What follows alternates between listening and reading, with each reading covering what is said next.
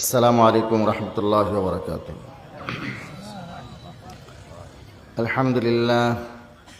الحمد لله وحده والصلاة والسلام على من لا نبي بعده وعلى آله وأصحابه الذين أوفوا عهده. أما بعد فأعوذ بالله من الشيطان الرجيم. بسم الله الرحمن الرحيم. لن ينال الله لحومها ولا دماؤها ولكن يناله التقوى منكم. وقال رسول الله صلى الله عليه وسلم لبنته فاطمة رضي الله تعالى عنها: يا فاطمة قومي واشهدي أضحيتك فإنه يغفر لك بأول قطرة من دمها كل ذنب، أو كما قال عليه الصلاة والسلام. اللهم صل على محمد وعلى آل محمد كما صليت على إبراهيم وعلى آل إبراهيم إنك حميد مجيد.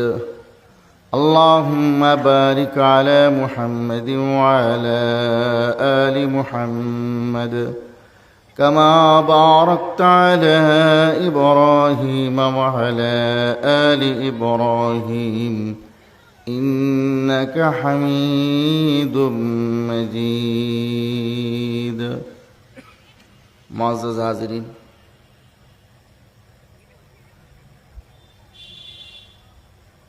Paikor union ওলামা পরিষদ কর্তৃক আয়োজিত আজকের এই মুবারক মজলিসে আল্লাহ পাক রব্বুল আলামিন আমাদেরকে শরীক হবার তৌফিক এনায়েত করেছেন। আমরা আল্লাহ পাক রব্বুল আলামিনের শুকর আদায় করি, বলি আলহামদুলিল্লাহ।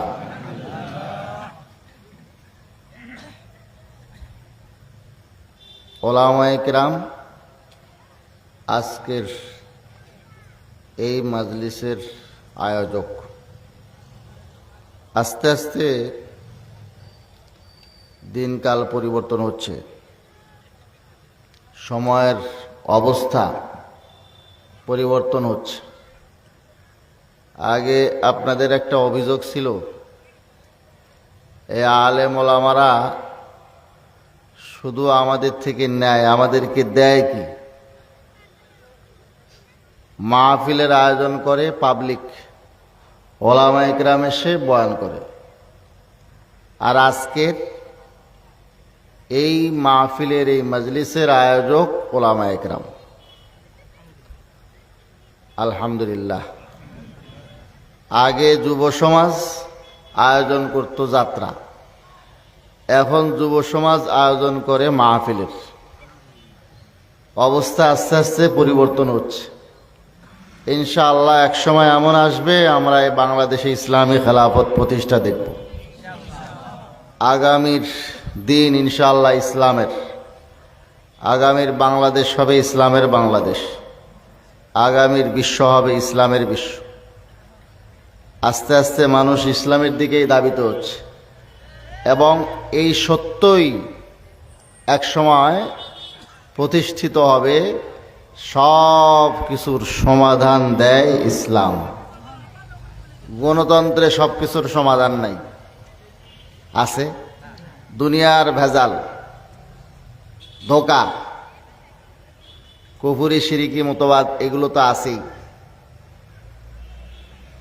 কিন্তু সমস্যার সমাধান একমাত্র দেয় কে? ইসলাম। ইসলামের মধ্যে সব সমস্যার সমাধান আছে। এই যে নারীরা অধিকার আদায়ের জন্য লাফাইতেছে, কি একটা অবস্থা! ইসলাম নারীদেরকে অধিকার দিয়েছে। ইসলামের আগে এরা অবহেলিত ছিল। বিভিন্ন ধর্ম ইজম মতবাদ আছে, এগুলো একটু পড়াশোনা করে দেখিয়েন, এগুলো একটু গবেষণা করে দেখিয়েন। এখানে নারীদের কোনো অবস্থান নাই। নারীদের ইজ্জত, ইফফত, সম্মান, অধিকার যদি কেউ দেয় তো দিয়েছে ইসলাম, দিয়েছে কোরআন, দিয়েছে সুন্নাহ। তো আমি আপনাদের সামনে কোরবানি সংক্রান্ত ছোট্ট একটি আয়াত পড়েছি। এখানে আছে কোরবানির রূহ। কোরবানির আসল ছিল একরকম, আল্লাহ তাআলা তার একটা বিকল্প দিয়েছেন। এই বিকল্পটাকে এখন আমরা মৌলিক মনে করেছি, আর কোরবানির মূল বিষয়টা আমাদের কাছে বর্তমানে গুরুত্বহীন হয়ে পড়েছে। ইব্রাহিম আলাইহিস সালাম জিলহজ মাসের 8 তারিখ রাতে স্বপ্নে দেখলেন যে উনি ওনার সন্তানকে কোরবানি করতেছেন। এই অবস্থায় দেখার পরে ইব্রাহিম আলাইহিস সালামের মনে একটু সন্দেহ হল, এটি কি আসলে আল্লাহ তাআলার পক্ষ থেকে নাকি শয়তান কোনো ওয়াসওয়াসা দিচ্ছে। পরের রাতে আবারও স্বপ্নে দেখলেন, তো উনি বুঝলেন, ওনার ইয়াকিন হয়ে গেল এটা মিনাল্লাহ, এই নির্দেশ আল্লাহ তাআলার পক্ষ থেকে। এই জন্য 8 তারিখকে বলে লাইলাতুত তারবিয়াহ, 8 তারিখের রাত। আর 9 তারিখের রাত লাইলাতুল আরাফা, এবং 9 তারিখের দিন আরাফার দিন। আজকে আমাদের দেশে গেছে 8 তারিখ, সৌদিতে কয় তারিখ গেছে? 9 তারিখ। 9 তারিখ আরাফার দিন সৌদিদের জন্য, যেহেতু হজ হয় তামাম পৃথিবীর মানুষের কয় জায়গায়? এক জায়গায়। হজ হবে এক জায়গায়, আরাফার ময়দানে।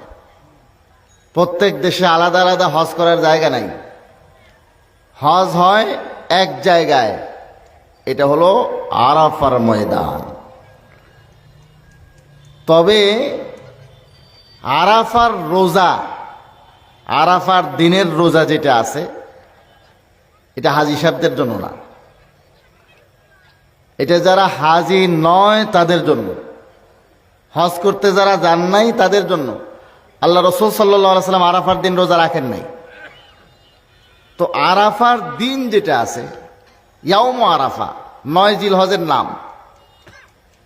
9 জিলহজের নাম কি? ইয়াউমে আরাফা। কেন? কয়েকটি কারণ আছে।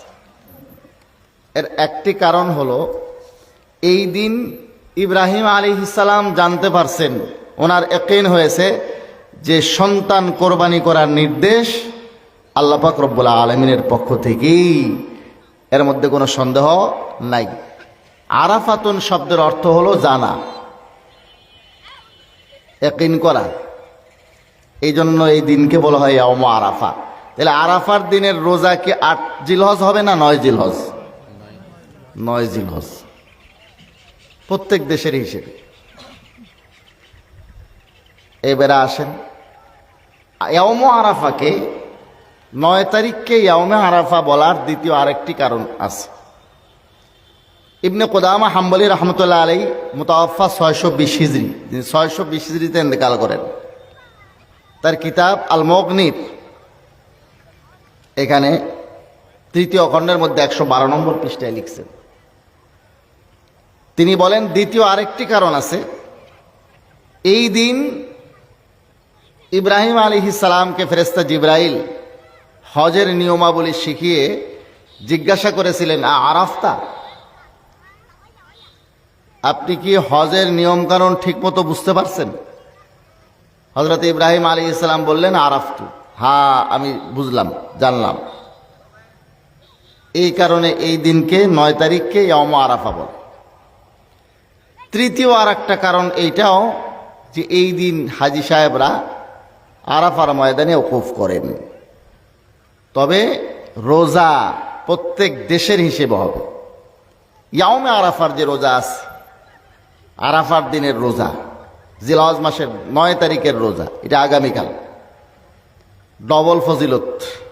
ডবল মানে একটা হলো রোজার ফজিলত, এই দিন রোজা রাখলে অতীতের এই দিন রোজা রাখলে 1 বছরের রোজার সমান সওয়াব পাওয়া যায়। এই হাদিস শরীফটা তিরমিজি শরীফে আছে। কোন কিতাবে আছে? তিরমিজি শরীফ। তিরমিজি শরীফের মধ্যে কিতাবুস সওয়াবের মধ্যে আপনি এই হাদিস পাবেন যে আল্লাহর হাবিব সাল্লাল্লাহু আলাইহি ওয়াসাল্লাম ইরশাদ করেছেন, عن أبي هريرة رضي الله تعالى عنه عن النبي صلى الله عليه وسلم قال ما من أيام أحب إلى الله أن يتعبد له فيها من 10 ذي الحجة। আল্লাহ পাক রব্বুল আলামিনের কাছে অন্য কোন দিনে ইবাদত করা এত বেশি মাহবুব না, জিলহজ মাসের প্রথম 10 দিনের ইবাদত যত প্রিয়, যত মাহবুব। صيام كل يوم منها بصيام سنة يعدل صيام كل يوم منها بصيام سنة وقيام كل ليلة منها بقيام ليلة القدر। আল্লাহর হাবিব বলেন, يعدل صيام كل يوم منها, জিলহজ মাসের প্রথম 10 দিনের প্রত্যেক দিনের রোজা বিসিয়ামি সানাতিন, 1 বছরের রোজার সমান সওয়াব রাখে। তাহলে 9 তারিখ প্রথম 10 দিনের মধ্যেই না, এই দিন রোজা রাখলে সওয়াব হবে 1 বছরের।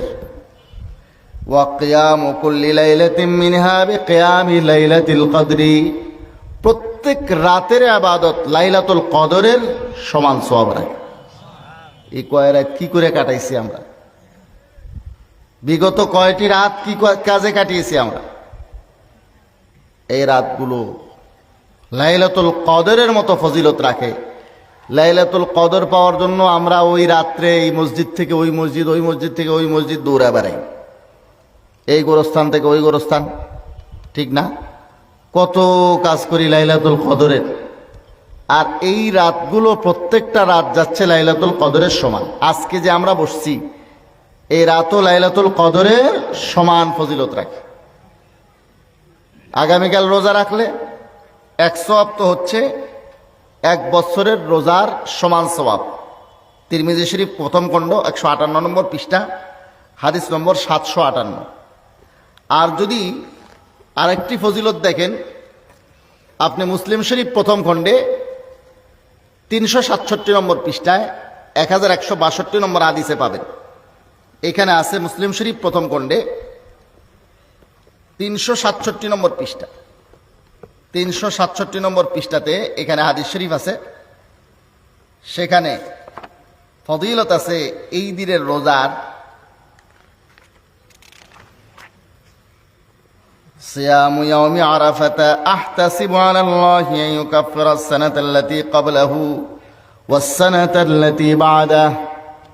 আরাফার দিনের রোজা, আল্লাহর হাবিব বলেন, আমি আশা রাখি আল্লাহ তাআলা থেকে আন ইউকাফিরা সানাতাল্লাতী ক্বাবলাহু, যে এই দিন রোজা রাখার বদলে আল্লাহ পাক রব্বুল আলামিন অতীতের 1 বছরের গুনাহ মাফ করে দেবেন।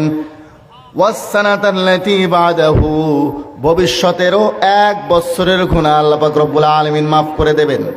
অতীতের 1 বছর, ভবিষ্যতের 1 বছর, 2 বছরের গুনাহ মাফ। এখন বলবেন, হুজুর আমি ভালো মানুষ, আমার তো কোনো গুনাহ নেই। আওয়ামী লীগের এক এমপি বলছিল টাঙ্গাইলে যে আমি জীবনে কোনোদিন গুনাহ করিনি, নিষ্পাপ মাসুম। এই ধরনের যদি কারো কোনো গুনাহ না থাকে তো তার কি হবে? দরজাত বুলন্দ হবে, দরজাত বুলন্দ হবে, আখিরাতের মর্তবা বৃদ্ধি হবে, প্রমোশন হবে, প্রমোশন আখিরাতে। 1 রোজা 2 বছরের গুনাহ মাফ, অতীতের 1 বছর, ভবিষ্যতের 1 বছর, আর 1 বছরের রোজার সমান সওয়াব। আগামীকাল রোজা রাখবো তো ইনশাআল্লাহ সবাই? কারা কারা রাখবো হাত তুলি। আমিও রাখবো, আপনারা সকলে রাখবেন ইনশাআল্লাহ আগামীকাল। হাত নামান, এই যে পিছিয়ে হাত উঠেছে। রোজা রাখবা কাল ইনশাআল্লাহ। এখনো সময় আছে, বাসায় বলে দিলেই হবে। আমরা ইনশাআল্লাহ সবাই কালকে রোজা রাখব। 1 দিনের রোজার সওয়াব হবে। এখন আমাদের দেশে কিছু ভাই আছেন এটি নিয়ে বিভ্রান্তি শুরু করছে, বলে এটা ইয়াউম আরাফা মানে হাজী সাহেবরা যেদিন ওখানে ওকুফ করতেছে তাইলে উনি ওখানে চলে যেতে হবে ওখানে রোজা রাখার জন্য। হিসাবটা কি দেখেন, 9 জিলহজের নাম হলো ইয়াউম আরাফা, জিলহজের 10 তারিখের নাম হলো ইয়াউমুন নাহার। 10 তারিখের নাম কি? ইয়াউমুন নাহার। 9 তারিখের নাম ইয়াউম আরাফা। 9 তারিখ আর 10 তারিখ ইয়াউমুন নাহার আর ইয়াউমুন আরাফা, এই 2 দিনের মাঝখানে কি কোনো দিন আছে? দিন আছে? নাই। তাহলে যারা বলে ইয়াউমে আরাফা মানে 8 জিলহজে রোজা রাখতে হবে, তারা যেন 9 জিলহজ কোরবানি করে, কারণ মাঝখানে তো কোনো গ্যাপ নাই।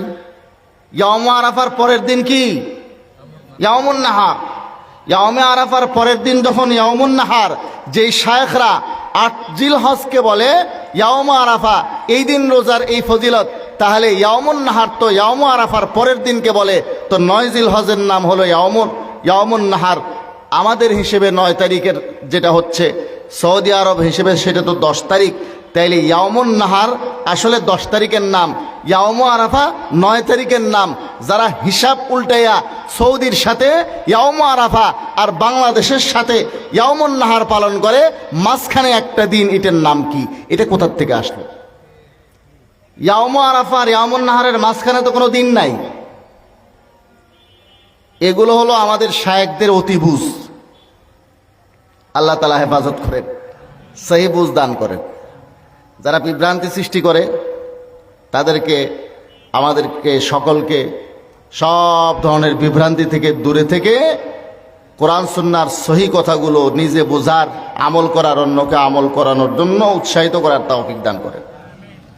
তা আমি বলতেছিলাম 8 তারিখ উনি স্বপ্নে দেখছেন, আবার স্বপ্নে দেখছেন। স্বপ্ন দেখার পরে আল্লাহ পাক রব্বুল আলামিন আম্বিয়া ইকরামকে স্বপ্নে যা দেখান সেটা হয় আল্লাহ তাআলার নির্দেশ, এটা ওহী হয়। এজন্য পরের দিন তিনি সন্তানকে বললেন, ইন্নী আরা ফিল মানামি আন্নী আযবাহুক, ইসমাইল আমি তো স্বপ্নে দেখলাম আমি তোমারে জবাই করতেছি, আমি তোমারে কোরবানি করতেছি। قال يا أبت افعل ما تؤمر ستجدني إن شاء الله من الصابرين। बाप का बेटा सिपाही का घोड़ा कुछ ना हो तो थोड़ा थोड़ा, এটা একটা প্রবাদ আছে। বাপ যেরকম হয় সন্তান সেরকম হয়। সন্তান এটা খলিলুল্লাহ ইব্রাহিমের সন্তান, কাজী জবিহুল্লাহ ইসমাইল, উনি এই অল্প বয়সে, কি বয়স? ফালাম্মা বালাগা মাহু সায়া, কেবল সাথে চলা ফেরার যোগ্য হয়েছে। এই ছোট একটু বাচ্চা যখন 6-7 বছরের হয়, বাচ্চা এটা বাপ মার সাথে এদিক সেদিকে যাইতে পারে, চলতে পারে। এই অবস্থাতে সন্তানের বুঝ ব্যবস্থাই বা কত হয়, কিন্তু সন্তান রাজি হয়ে গেছে কোরবানি হওয়ার জন্য। কোরবানি হওয়ার জন্য রাজি হয়েছে। এইটার নাম হচ্ছে আসলে কোরবানি। কি সেটা? নিজের ইচ্ছাকে আল্লাহর ইচ্ছার সামনে বিলীন করে দেব, নিজের নফসকে, নিজের সব ধরনের চাহিদাকে আল্লাহ তাআলার আদেশ নিষেধের সামনে কোরবানি করে দেওয়া, উৎসর্গ করে দেওয়া, এর নাম প্রকৃত কোরবানি। আল্লামা রুমি রহমতুল্লাহ আলাইহি বলছেন, হামচু ইসমা ইলা পেশাশ সারবেদে, হামচু ইসমা ইলা পেশাশ সারবেনে, শাদো খান্দা পেশে তৈগশ জাবেদে, শাদো খান্দা পেশে তৈগশ জাবেদে। ইসমাইল যেরকম তরবারির নিচে নিজের জীবনকে কোরবানি করে দেওয়ার জন্য প্রস্তুত হয়েছিলেন, ঠিক এভাবে আল্লাহ তাআলার আদেশ নিষেধের সামনে নিজেকে সঁপে দেওয়ার নাম, সোপর্দ করে দেওয়ার নাম হলো কোরবানি। আজকাল আমরা কোরবানি করতেছি, কেমন কোরবানি? সুদের টাকা পাইছে 1 লাখ, এর মধ্যে 80,000 90,000 টাকা দিয়া একটা কোরবানি কিনছে। ঘুষের টাকা পেয়েছে 5 লাখ, 5 লাখ ঘুষের টাকার মধ্যে 2.5 লাখ টাকা দিয়ে একটা কোরবানি কিনছে। আর 2.5 লাখ টাকা দিয়া স্বামী স্ত্রী গেছে ওমরা করতে। হইছে কিছু? কি কোরবানি হইল? সুদের টাকা দিয়া, ঘুষের টাকা দিয়া কোরবানি কিনলাম, ওমরা করলাম, আল্লাহর আদেশের সাথে বিশ্বাসঘাতকতা করে, আল্লাহর আদেশকে বৃদ্ধাঙ্গুলি দেখাইয়া, আল্লাহর নিষেধাজ্ঞাকে বৃদ্ধাঙ্গুলি দেখিয়ে আমি যে কোরবানি করতেছি, এটা আসলে কোরবানি হচ্ছে না।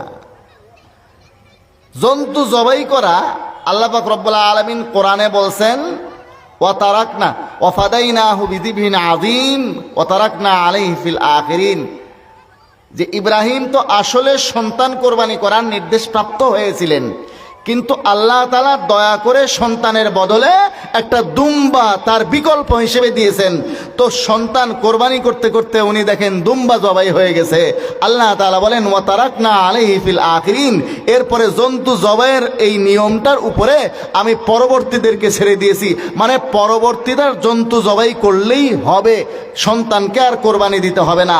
আসল তো ছিল নিজের সবচেয়ে প্রিয় বস্তুকে কোরবানি করা। তো প্রিয় বস্তু ছিল ইব্রাহিমের সামনে সন্তান, এজন্য তিনি সন্তান কোরবানি করার জন্য নির্দেশ প্রাপ্ত হয়েছিলেন।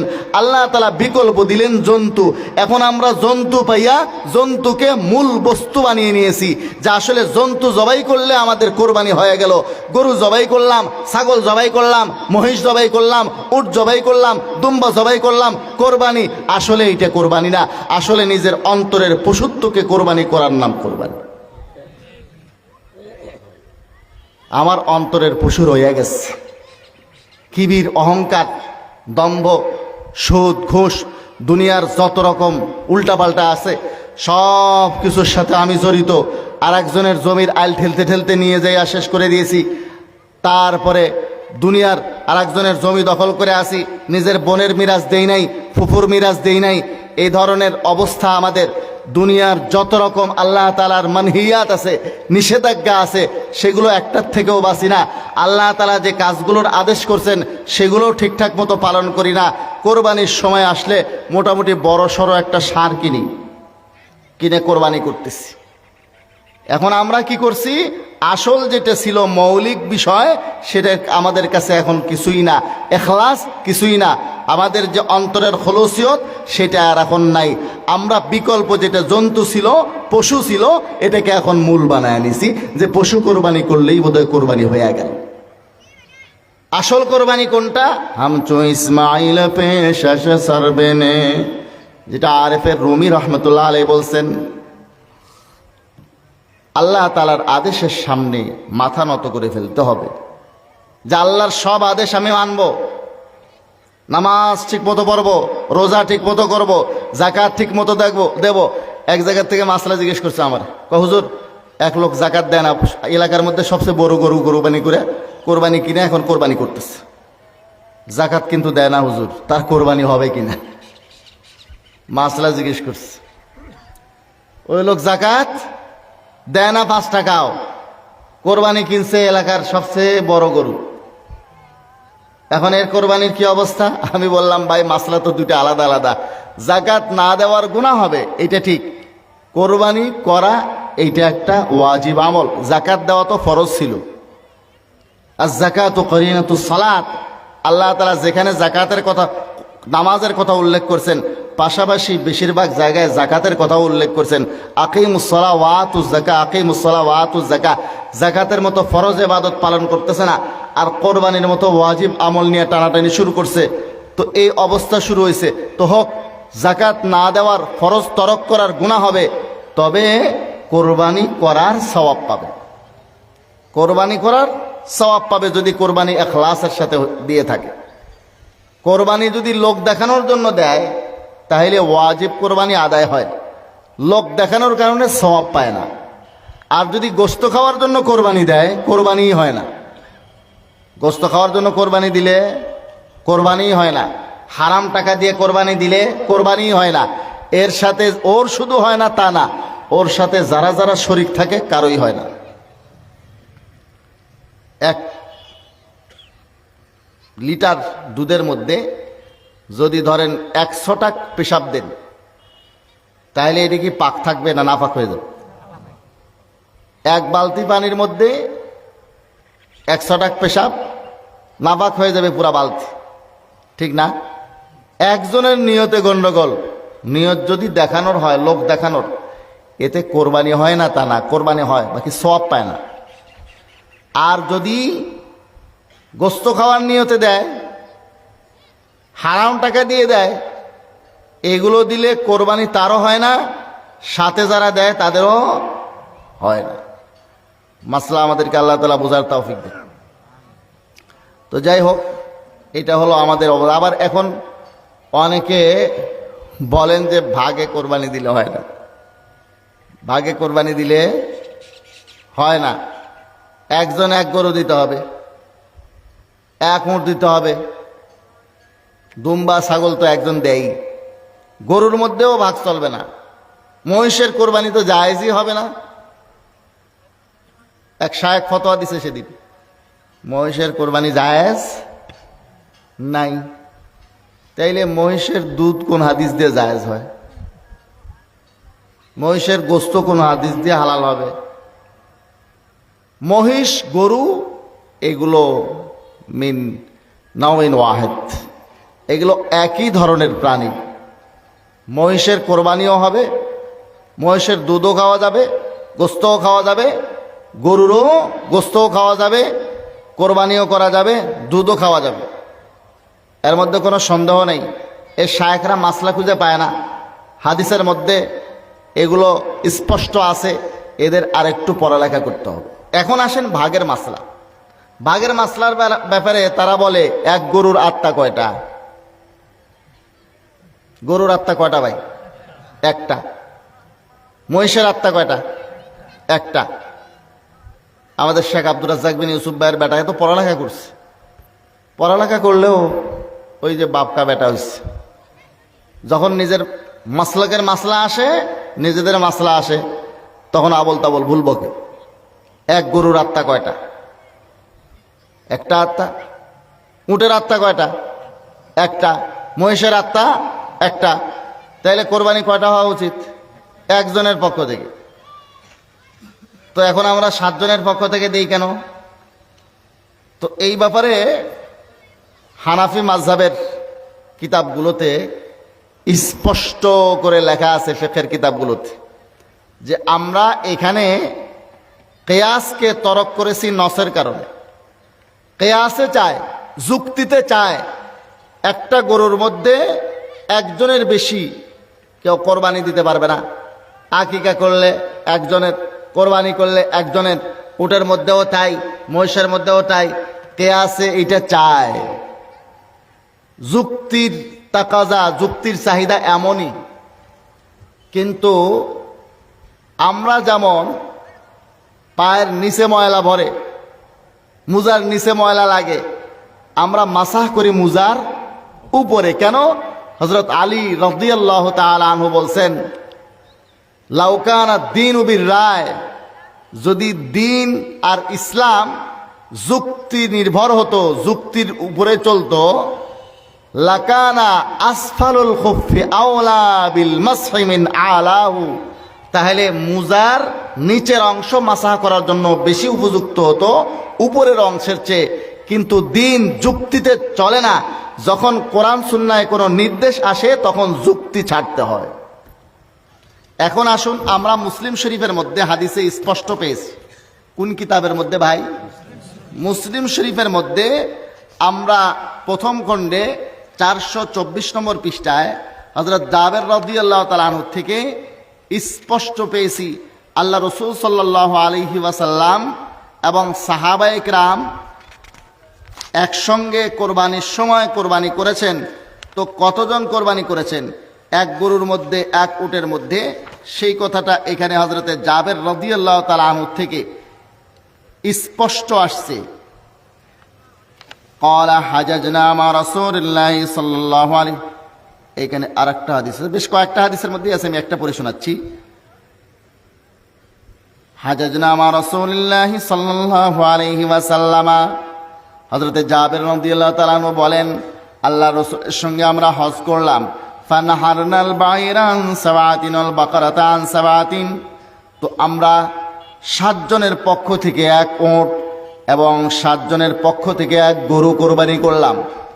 তাইলে গরু কোরবানি করলেন কয়জনের পক্ষ থেকে? 7। উট কোরবানি করলেন কয়জনের পক্ষ থেকে? 7 জন। এখন আমাদের এই ভাইয়েরা খুঁজে খুঁজে এখানে বাইর করছে যে এই 7 জনের যে কোরবানি, এই 7 জনের কোরবানিটা, এইটার কথা ছিল এটা আসলে সফরের মধ্যে। কাজেই সফরের মধ্যে যদি না হয় তাহলে 7 জন এক কোরবানিতে অংশ নিতে পারবে না। একজন এক কোরবানিতে অংশ নেওয়ার জন্য এটা কি হইতে হবে? সফরে হইতে হবে। কিন্তু একটা বিষয় আমি আপনাদেরকে বলি, এদের একটা ফতোয়া শোনাবো, সেই জন্য এটা খুঁজতেছি। তারাই এখন আবার বলতেছে যে আসলে এতদিন পর্যন্ত আমরা যেটা বলছি যে 7 জনে এক গরুতে শরিক হইতে পারবে না, এটা ভুল বলছি। এতদিন আমরা এটা ভুল ফতোয়া দিয়েছি। আসলে 7 জন এক গরুতে কোরবানি চলবে, এতদিন আমরা যা বলেছি ভুল বলেছি। এটা এখন আবার তারা নিজেরাই বলতেছে যে এই ফতোয়া যেটা আমরা এতদিন দিয়েছি, এতদিন পর্যন্ত আমরা ভুল ফতোয়া দিয়েছি যে এক গরুতে, দেখেন সব বিদ্যান্তের বক্তব্য একই। আমি আজকেও মশলাটা দেখেছি আর কি। এনিহাউ, কারণ মানে আমি এখানে আসতেছি, মানুষ জিজ্ঞাসা করতেই পারে। অনেক বিদ্যান্তের আমি কবল পড়েছি, আজকের কথা বলতেছি আমি। অনেক বিদ্যান্তের বক্তব্য আমি পড়েছি যে 7 ভাগে কোরবানি দেওয়া যায় না, এই কথাটা আসলে বলাই উচিত না, এটা বলা যাবে না। আমরা বলেছি আগে যে দেওয়া যায় না, ওটা আমরা ভুল বলেছি। সো কোরবানি চাইলে আপনারা দিতে পারবেন। কোরবানির সব বিদ্যান্তের বক্তব্য এক। বললেন কি যে এতদিন আমরাও বলেছি, কিন্তু আমরা কি বলেছি? ভুল বলেছি। উনি আজকে গাড়িতে মোতালা করছেন, সেখানে উনি বলতেছেন যে আমি দেখলাম যে আসলে সব বিদ্বানদের অভিমত একই, 7 ভাগে কোরবানি দেওয়া যায়। হ্যাঁ, গরুর আত্মা আমরা 7টা বলি না, উটের আত্মা আমরা 7টা বলি না, আত্মা একটা। কোরবানি একজনের পক্ষ থেকে হওয়া উচিত, এটা হলো যুক্তির কথা। কিন্তু যেখানে কোরআন হাদিসে স্পষ্ট নির্দেশনা থাকে সেখানে যুক্তি চলে না। হাদিসের মধ্যে আছে আল্লাহ রসুল সাল্লাল্লাহু আলাইহি ওয়াসাল্লাম নির্দেশ দিয়েছেন যে 7 জনের পক্ষ থেকে এক গরু, 7 জনের পক্ষ থেকে এক উট কোরবানি করতে। তারা বলে এটা সফরের ঘটনা, অতএব মুসাফির হইলে আপনি পারবেন, মুকিম হইলে পারবেন না। কোনো এমন শায়েখ নাই যে শায়েখ কিয়ামতের সুবে সাদেক পর্যন্ত দেখাইতে পারবে এই হাদিসের মধ্যে যে এখানে উল্লেখ আছে এটা মুসাফিরের সাথে খাস, মুকিমের জন্য নয়। মুকিম হইলে সে 7 ভাগে কোরবানি দিতে পারবে না, মুসাফির হইলেই 7 ভাগে কোরবানি দিতে পারবে। এই হাদিসের মধ্যে মোটেও এটা উল্লেখ নাই। কিয়ামতের সুবে সাদেক পর্যন্ত ক্ষমতা নেই কোনো শায়েখের দেখাইতে পারে। এখন রইল এই নির্দেশটা, যেহেতু হুজুর মদিনার থেকে হজ করতে মক্কায় গিয়েছিলেন, তখন কোরবানি করেছেন। তো মুসাফির অবস্থায় রসুলের উপরে কোনো নির্দেশ নাজিল হইলে সেটা কি আসলে সফরের সাথেই খাস থাকে? বলেন, আরাফার ময়দানে মুসাফির অবস্থায় আল্লাহ রসুলের উপরে আয়াত নাজিল হয়েছে আল ইয়াউমা আকমালতু লাকুম দীনাকুম, তাহলে মুসাফিরদের জন্য দিন কামেল হয়েছে, মুকিমদের জন্য দিন এখনো বাকি রয়েছে। ঠিক সফরের মধ্যে তায়াম্মুমের আয়াত নাজিল হয়েছে। তো মুকিম অবস্থায় কারো যদি তায়াম্মুমের প্রয়োজন হয়, সে কি তায়াম্মুম করতে পারবে না? এখন এই শায়েখদের এই যে বহুদিন পরে পড়ালেখা করে এখন বলতেছে 7 ভাগে কোরবানি করা যাবে না, সেই ফতোয়া যেটা আমরা দিয়েছি ভুল দিয়েছি। এতদিন আমরাও বলেছি, তবে তা ভুল বলেছি, বললো না সাফ? আল্লাহ তাআলা তাদের সহি বুঝ দান করেন। 7 ভাগে কোরবানি করা যাবে, স্পষ্ট হাদিসের কথা। হ্যাঁ, এরকম হাদিসও আমি আপনাদেরকে দেখাচ্ছি যে হাদিসের মধ্যে মুসাফিরের কথা নাই। আল্লাহ রসুল এটা মূল নীতি বর্ণনা করেছেন, মূল নীতি বর্ণনা করেছেন। আপনি আল মুজামুল আওসাত লিত তাবারানি, কোন কিতাব? আল মুজামুল আওসাত লিত তাবারানি এখানে নাই। এখানে আমি এখান থেকেই কিতাবগুলো সংগ্রহ করেছি, সঙ্গে কিতাব আনি নাই। কারণ আমার সঙ্গে যে ছেলেটা থাকে ও গেছে বাড়িতে, কিতাবগুলো আনা হয়নি, এখান থেকে এই যে কিতাবগুলো সিয়াসেতটা দেখতেছেন আপনাদের এলাকা থেকেই সংগ্রহ করছি এই কিতাবগুলো। বাকি কিতাবগুলো আমার কাছে আছে, এখানে মোবাইলে আছে, পিডিএফ আছে, একদম অরিজিনাল কিতাবের পিডিএফ কপি। এবং বাকি কিতাবগুলো আমার বাসায় আছে, আমার কাছে আছে, মাদ্রাসায় আছে, এগুলো সবগুলোর কপি আছে। তো আপনি স্পষ্ট দেখবেন আল জামিউল আল মুআজামুল আওসাত লিত তাবরানি 6128 নম্বর হাদিস এবং আল মুআজামুল কবির লিত তাবরানির 10 নম্বর খণ্ড, সেখানে 102 নম্বর পৃষ্ঠা, 10026 নম্বর হাদিস। এই হাদিসটাকে আমি আগেই বলে রাখি, লামাজহাবি ভাইয়েরা খুব বেশি মানেন শেখ নাসিরউদ্দিন আলবানী রাহিমাহুল্লাহকে। সে নাসিরউদ্দিন আলবানী এই হাদিসকে সহি বলেছেন। শেখ নাসিরউদ্দিন আলবানীও কি বলেছেন? হাদিসকে, এই হাদিসটিকে সহি বলেছেন। এই হাদিসটি বর্ণিত আব্দুল্লাহ বিন মাসউদ রাদিয়াল্লাহু তাআলা আনহু থেকে। আল্লাহর হাবিব সাল্লাল্লাহু আলাইহি ওয়াসাল্লাম বলেন, আল বাকারাতু আন সাবাতিন ওয়াল জাসুর আন সাবাতিন ফিল আযাহি। এখানে কিন্তু সফরের কথা নাই, মুসাফিরের কথা নাই, মুকিমের কথা নাই। আল্লাহ রাসূল স্পষ্ট একটা মূলনীতি বর্ণনা করেছেন, আল বাকারাতু আন সাবাতিন, গরু 7 জনের পক্ষ থেকে, ওয়াল জাজুর আন সাবাতিন, আর ওট 7 জনের পক্ষ থেকে, ফিল আযাহি, কোরবানি সমূহের মধ্যে। কোরবানি সমূহের মধ্যে মূলনীতি হলো আল বাকারাতু আন সাবাতিন, আল জাজুর আন সাবাতিন, গরু 7 জনের পক্ষ থেকে, ওট 7 জনের পক্ষ থেকে। জায়েজ, কোনো সন্দেহ নাই। হ্যাঁ, যদি কেউ চায় যে একাই দেবে তো এটা উত্তম, সামর্থ্য থাকলে একা দেন, এটা তো বেহতার, এটা আফজাল, এটা উত্তম, এর মধ্যে কোনো সন্দেহ নেই। আবার কিছু ভাইয়েরা ইদানিং মাসলা শুরু করছে দেওয়া। আমাদের শেখ মুজাফফর বিন মহসিন ভাই মাসলা দিলেন দেখলাম, তারপরে আরও শায়েক আর একটা আছে ব্রাদার, এই সমস্ত ব্রাদাররাও আজকাল শায়েক হয়ে গেছেন, লেখা জানে না, পড়া জানে না, তারাও শায়েক। সাফ বলে দিয়েছে গরু দিয়ে আকিকা দেওয়া যাবে না, উট দিয়ে আকিকা দেওয়া যাবে না। তো গরু দিয়ে আকিকা দেওয়া যাবে না, উট দিয়ে আকিকা দেওয়া যাবে না। হযরত আনাস রাদিয়াল্লাহু তাআলা আনহু উট দিয়ে নিজের সন্তানদের আকিকা করতেন, স্পষ্ট হাদিসের মধ্যে আসছে। হযরত আনাস রাদিয়াল্লাহু তাআলা আনহু আল্লাহ রাসূলের 10 বছরের খাদেম, অন্তিম মুহূর্ত পর্যন্ত আল্লাহ রাসূলের খিদমত করেছেন। হাদিসে স্পষ্ট আসছে তিনি উট দিয়ে আকিকা করতেন নিজের সন্তানদের। জাজুর, উনি জাজুর উট দিয়া নিজের সন্তানদের আকিকা করতেছিলেন। তো উনি আকিকা করছেন সন্তানের উট দিয়া, তাহলে উট গরু দিয়ে যদি আকিকা সহি না হয়, তাইলে মাসলা কি ওনাদের থেকে হযরত আনাসকে শিখতে হবে?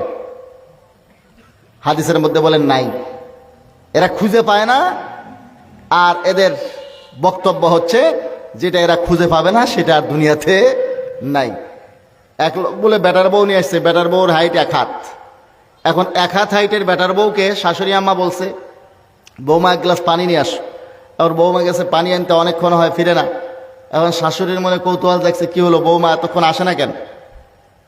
যা দেখি তো কি হয়েছে, যা দেখে বৌমা কলসির ভেতরে হাত ঢুকায় আর বাইর করে। বলে বৌমা কি হয়েছে? কলসির ভেতরে হাত ঢোকাও আর বের করো, ঘটনা কি? বলে আম্মা আমার নাকফুলটা কলসির ভেতরে পড়ে গেছে। বলে দেখো তলার মধ্যে আছে, হাত দিলেই পাবা। বলে আম্মা এই কলসির তো তলাই নাই, অনেকক্ষণ ধরে হাত আইতেছি তলা পাই না, তলা যদি থাকতো আমি তো পেয়ে যেতাম, কলসির তলা আছে না নাই? বৌমা পায় না কেন? তো ঠিকই হাদিস এগুলো আছে, মাসলা এগুলো আছে, আমাদের শায়েখরা খুঁজে পায় না। কিছুদিন পর পর বলে আগে যেগুলো বলছি ভুল বলছি। তো বলো কেন? আগে দেখো, আগে খুঁজো। তো এই বিষয়গুলো যারা বিভ্রান্তি সৃষ্টি করছে তাদের আরো পড়ালেখার বাকি আছে। আর একটু পড়ালেখা করলে ইনশাআল্লাহ পেয়ে যাবেন। আল্লাহ তাআলা ওনাদেরকে তৌফিক দেন। প্রশ্ন নিছো নাকি? প্রশ্ন নেয় নাই? বাজে কত এখন? 40। আপনাদের নামাজ তো সম্ভবত 9টায়, এর মধ্যে অজু করতে হবে, ছেড়ে দেবো এখন? জি, আপনাদের কোনো মাসলার জিজ্ঞাসা করার যদি থাকে তাহলে জিজ্ঞাসা করতে পারেন। কোরবানির কোনো মাসলা প্রশ্ন থাকলে জিজ্ঞাসা করতে পারেন। জি বলেন।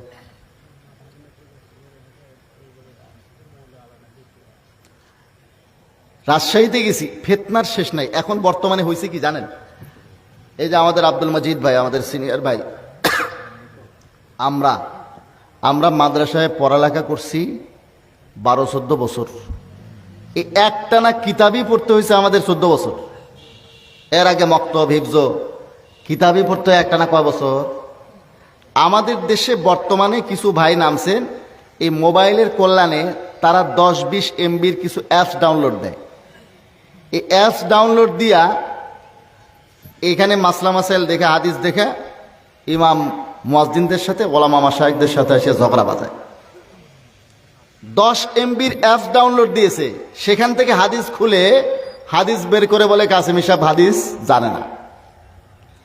রাজশাহীতে গেছি এক জায়গায় এই জামিল মাদ্রাসার জন্য কালেকশন করতে, টাকা আনার জন্য। তো আমারে বলতেছে ওই হাজি সাহেব, হুজুর টাকা আমি আগেও দিছি, এবছরও দিব, কিন্তু আমাদের একটু ইমানটা হেফাজত করেন। বললাম কি সমস্যা কি? বলছে হুজুর আমার ছেলে কোন শায়েখের থেকে কি শিখে আসছে, সে বলতেছে আমাদের কারো ঈদের নামাজ হচ্ছে না। কেন ঈদের নামাজ হচ্ছে না? বলে যে আমাদের এই যে 6 তাকবীরে আমরা ঈদের নামাজ পড়ি, এই 6 তাকবীরে ঈদের নামাজ হবে না, ঈদের নামাজ পড়তে হবে 12 তাকবীরে। তো এর সাথে একটু কথা বলেন। আমি বললাম বেটা তুমি কি পড়ো? আমি কলেজে পড়ি। হুজুর মাদ্রাসায় পড়ছো কোনোদিন? বলে না মাদ্রাসায় পড়ি নাই। তো মাদ্রাসায় পড়নি, তুমি কলেজে পড়ো, তো 12 তাকবীরে ঈদের নামাজ হবে, 6 তাকবীরে ঈদের নামাজ হবে না, তুমি এটা কই পাইলে? কলেজের এক শায়েখ আমাকে একটা অ্যাপস দিছে। তো অ্যাপস ওই যে আল হাদিস অ্যাপস যেটা আছে, ওই অ্যাপস দেখলাম যে ওই অ্যাপসটা সে তার মোবাইলে রাখছে। তো সেখানে সেই জায়গার মধ্যে 12 তাকবীরের হাদিস তিরমিজি শরীফ থেকে বের করে রেখেছে। বলছে এই দেখেন এখানে হাদিস আছে হুজুর 12 তাকবীরের। আমি বললাম শায়েখ তোমাকে আর কোনো হাদিস দেখায় নাই? বলে না এইটাই দেখেছি। আমি ওরা 6 তাকবীরের হাদিস বাইর করে দিলাম।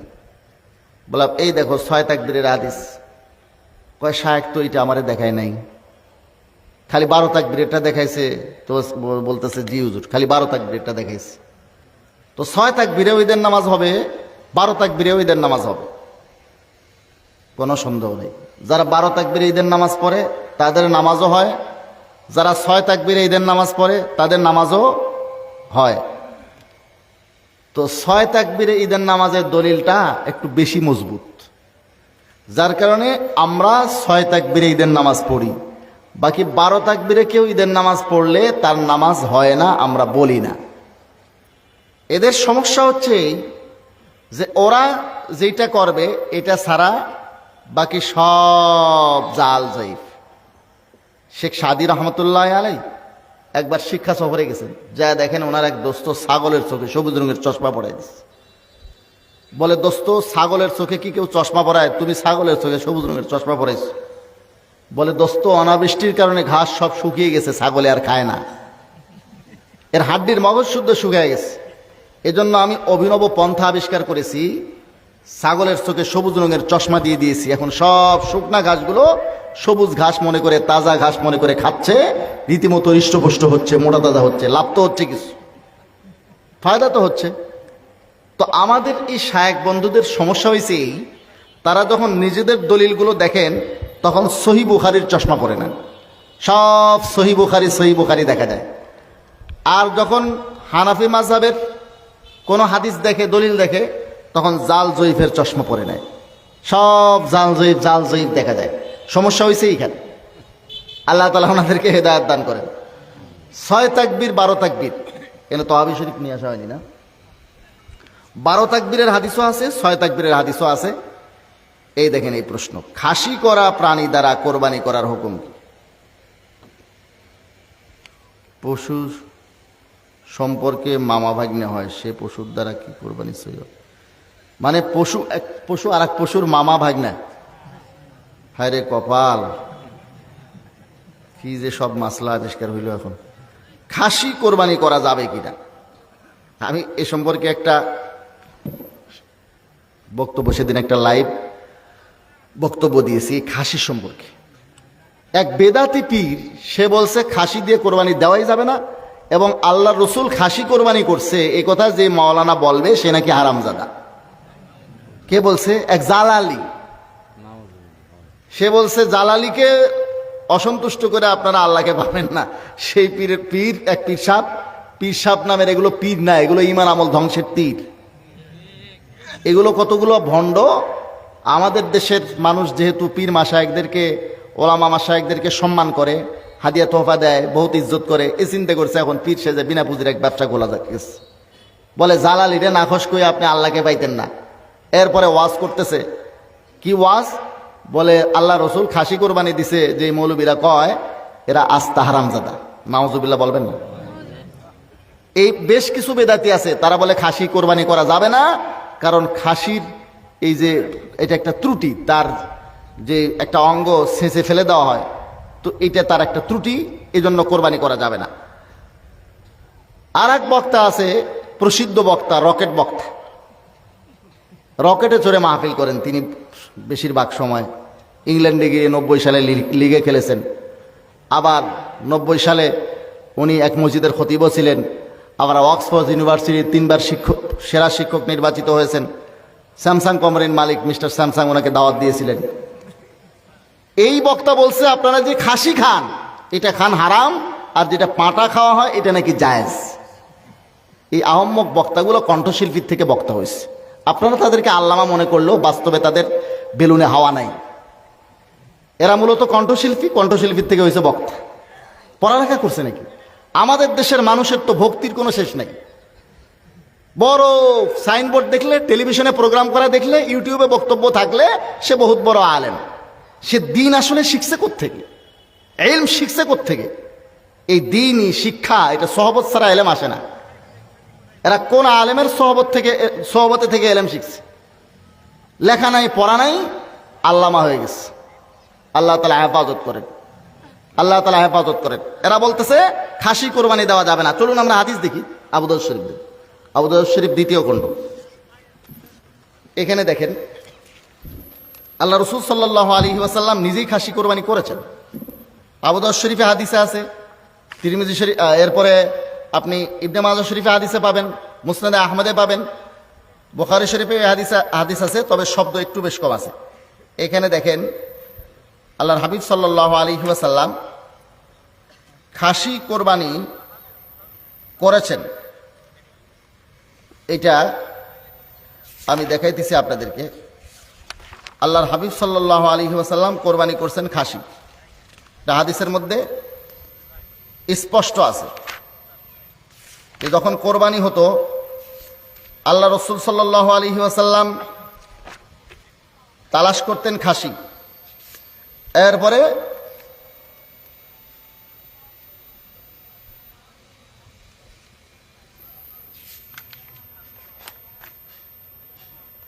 এই যে হাদিস শরীফ 386 নম্বর পৃষ্ঠা, আবু দাউদ শরীফ 15 নম্বর 2, 2795 নম্বর হাদিস। আপনারা ইন্টারনেট থেকে যদি চার্জ দিতে চান গুগলে, এই নাম্বারে পাবেন। আমি গুগল ইন্টারনেটের নাম্বারই বলতেছি, সব জায়গাতে এই হাদিস পাবেন।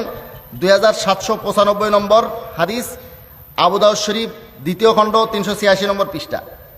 এখানে দেখেন আন জাবির ইবনে আব্দুল্লাহ রাদিয়াল্লাহু তাআলা আনহু قال, হযরত জাবির বিন আব্দুল্লাহ রাদিয়াল্লাহু তাআলা আনহু বলেন, যাবাহান নবী সাল্লাল্লাহু আলাইহি ওয়াসাল্লাম ইয়াওমাজ যাবহি, আল্লাহ রসুল জবাই করার দিন অর্থাৎ ঈদুল আজহার দিন জবাই করেছেন কাবশাইনি আকরানাইনি আমলাহাইনি মৌজুআইনি, 2টা বকরি। আকরানাইনি মানে শিংওয়ালা, আমলাহাইনি মানে ধূসর রঙের, সাদা কালো মিশ্রিত রঙের, মৌজুআইনি খাসি করা। মৌজুআইনি মানে কি? খাসি করা। আল্লাহ রসুল খাসি করা 2টা শিংওয়ালা ধূসর রঙের বকরি কোরবানি করেছেন। এখন যেই মৌলবী বলল, এই যে পীর সাহেব জালালি, যে আল্লাহ রসুল খাসি কোরবানি করছেন, যেই মৌলবী বলবে সে হারামজাদা। তাইলে এরে এখন কি করবেন দেখেন, কত বড় বেয়াদব হলে এই ধরনের কথা বলতে পারে। খাসি কোরবানি জায়েজ নাই। আর যারা বলেন খাসি যেটা করেন এটা হারাম, এটা আল্লাহ রসুল সাল্লাল্লাহু আলাইহি ওয়াসাল্লাম খাসি কোরবানি করছেন, খাসির গোস্ত খেয়েছেন, তো এইটা কি হারাম খেয়েছেন? নাউজুবিল্লাহ মিন যালিক। ইবনে মাজাহ শরীফ, মুসনাদে আহমদ সম্ভবত এখানে নাই, আমি ইবনে মাজাহ, হ্যাঁ আমারে বললো ইবনে মাজাহ শুধু তহাবি আনে নাই, ইবনে মাজাহ নাই, তো কি আছে? ইবনে মাজাহ শরীফে আছে, এখানেও হাদিস আছে, স্পষ্ট হাদিস আছে। হযরত আয়েশা সিদ্দিকা রাদিয়াল্লাহু তাআলা আনহা থেকে আছে, হযরত আবু হুরায়রা রাদিয়াল্লাহু তাআলা আনহু থেকে আছে, হযরত আবু হুরায়রা রাদিয়াল্লাহু তাআলা আনহু, হযরত আয়েশা ওনাদের থেকে হাদিস আছে, আল্লাহ রসুল যখন কোরবানি করতেন তো দুইটা খাসি তালাশ করতেন। দুইটা কি তালাশ করতেন? খাসি। গরুও কোরবানি করেছেন আল্লাহ রসুল, কিন্তু খাসি তালাশ করতেন, স্পষ্ট হাদিসে আসছে। ইবনে মাজাহ শরীফের হাদিসে হযরত আয়েশা রাদিয়াল্লাহু তাআলা আনহা থেকে আছে, হযরত আবু হুরায়রা রাদিয়াল্লাহু তাআলা আনহু থেকে আছে। আবু দাউদ শরীফের হাদিসে তো দেখলেনই, মুসনাদে আহমদের হাদিসে আছে, অনেক কিতাবের হাদিসের মধ্যে আসছে আল্লাহ রসুল খাসি তালাশ করতেন এবং খাসি কোরবানি করেছে। এখন আর একটা যেটা বলা হয়েছে, পশু যদি সম্পর্কে মামা ভাগ্নে হয়, তো পশু সম্পর্কে মামা ভাগ্নে হওয়ার মতলব বুঝছেন আপনি? হয়েছে কি, ওই যে এক গাভীর থেকে বাচ্চা হয়েছে একটা হ্যাঁ, পুরুষ, পুরুষ। হ্যাঁ, পরে যে ওর আর এইটা কোনো পশুর সম্পর্কে মামা ভাগ্নে চাচা ভাজতে কিছু নেই, আগে একটা মেয়ে ছিল, এগুলো নিয়ে কোনো সমস্যা নেই কোরবানিতে। পশুর সম্পর্কে এইগুলো হলো কতগুলা বেদাতিরা। গরুর 7 ভাগের 1 ভাগ কি আকিকা দেওয়া যাবে? জি ভাই, আকিকা আপনি দিতে পারবেন। একই গরুতে 1 ভাগ কোরবানি, 1 ভাগ আকিকা, এটা দেওয়ার ব্যাপারে ওলামা ইকরামের, কিছু ওলামা ইকরামের ভিন্ন মত থাকলেও এটা আসলে ওলামা ইকরামের ফতোয়া এটার উপরে যে আপনি আলাদা দিতে পারলে তো ভালো, আর না হলে জায়েজ হবে, জায়েজে কোনো সমস্যা নেই। কারণ গরুর বিষয়েও যেটা আছে বুখারী শরীফের মধ্যে, আপনি যদি দেখেন প্রথম খণ্ড কি জানেন, আকিকার কথা দ্বিতীয় খণ্ডে আছে, বুখারী শরীফের মধ্যে 2য় খণ্ড, এখানে